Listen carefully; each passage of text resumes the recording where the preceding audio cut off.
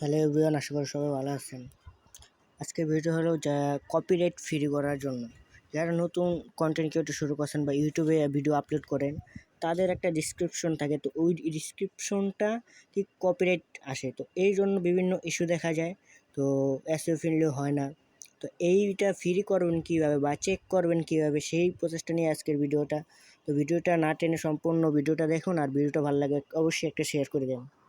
তো সর্বপ্রথমে একটা কাজ করবেন যে ক্রোম ব্রাউজারে আসবেন। তো এসইও স্মল টুলস এই ওয়েবসাইটটা লিখে সার্চ করবেন। তো ফার্স্টে যে ওয়েবসাইটটা আসবে সেই ওয়েবসাইটে ক্লিক করবেন।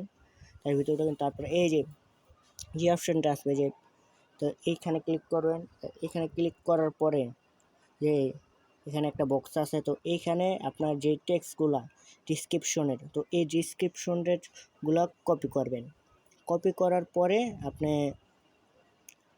এইখানে যে ডিসক্রিপশনটা যে নিছেন, এই ডিসক্রিপশন আপনি এইখানে এই বক্সে পেস্ট করবেন।